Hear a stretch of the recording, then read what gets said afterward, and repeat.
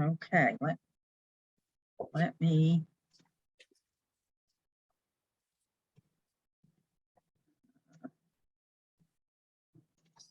All right, here's our business recording by Lee for September 6th. Okay, give me a second here so I can reopen my PowerPoint with a little sample. Bella wants to help you teach. Yes, she does. Do a slideshow on this one too. Good for you. Okay, so I was looking today at some things that Oh, look, Tammy said in the comment, she says, bye big pharma. yeah, I saw that. And it looks like she's already signed up for convention. I love it. Right. Oh, super. I was looking at some ways to do presentations, and you may have noticed a couple of things that I did. It was tonight. very impressive, and I was going to ask you how you got the words to come up like that. So beautiful. Okay, so this is called using animation, annotation, and transitions in your slide presentations. And it's been, studies have been done which show that adding animation and annotation makes it easier for everyone to understand and process the information you share, regardless of their level of expertise. So when the presentations include more movement, people are more likely to hold the information in their minds longer and to remain less fatigued. They don't get so bored and worn out watching what they're watching. And that's really important, especially if the information they're viewing is highly complex and technical. And even though it wasn't tonight, sometimes we get that way a little bit on our oil classes. So if we're doing something really scientific, it's a really great way to help to keep people interested. And adding animation and annotation also improves how much your audience enjoys the contents. Awesome. So pretty easy to animate text or objects on your slides. I'm gonna pull this up. Is it showing? It says doTERRA essential oils. Yep. Okay. All right. So you can pick any text or any object. And what you do is you just click on the object and you hit animations, and then you can see that this screen comes up here. And you pick how you want it to come in, and I picked bounce. So we're going to see that in just a minute. And then you can pick some effect options if you'd like to do that. And you have to have PowerPoint to make this all work, right? This is PowerPoint. Yes, this is a PowerPoint presentation. And then you can preview it. So there's the preview. Oh, interesting. Okay. And then on this one, I had just selected the fly-in, and then I had annotated it. And how you annotate is you go to draw, and you can see there's a highlighter there, and I just highlighted that. So let's go back to the animations, and we'll preview how that one, I think.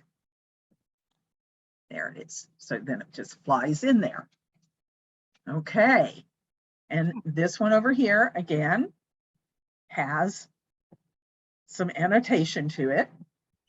And it has also, let me do the slideshow and you can see the whole thing, how it works. And that's a transition. I'm going to tell you about that in a minute. Now you click, and when you click, in comes your title, and in comes. Nice. And then you click, and the next slide comes up. And that's how you make that work. Very so, nice. Stop share. So, to do you can do effect options if you like. And types of animations are appear, fade, fly in, float in, split, wipe, shape, wheel. There's random bars, grow and turn, zoom, swivel, and bounce. Wow. And so there's a lot of them that you can use. When you want to do transitions, we'll just go back and we'll do the transitions again, if I can get that to come up. There we go. So what I did for the transitions, So you're not sharing your screen anymore. oh, okay. Well, then let me go back here and do that.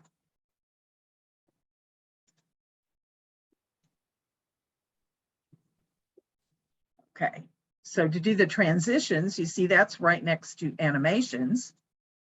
So you click on that, and this does the entire slide. So you don't have to choose your object. You just click on it for the slide. So I chose fracture, but you can see, look at how many you can do. Wow. All kinds of different things you can do. And then you can, again, you can do effect options, which in this case, I think there aren't any because it's the fracture. So, and then you can see over here, you can add sound to it.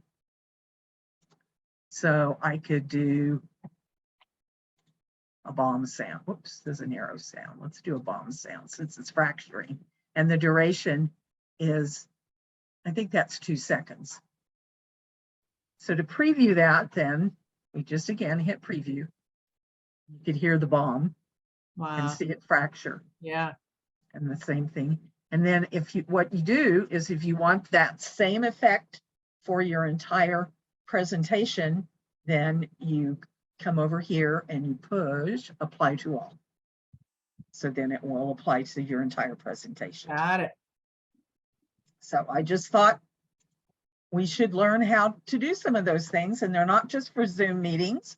We can do them in person when we've got our TV screen up and we're showing slides in an in-person presentation, and will just help to keep the attention of our audience and help us hopefully to get more doTERRA users as we present to them. So that Lee, that was fantastic.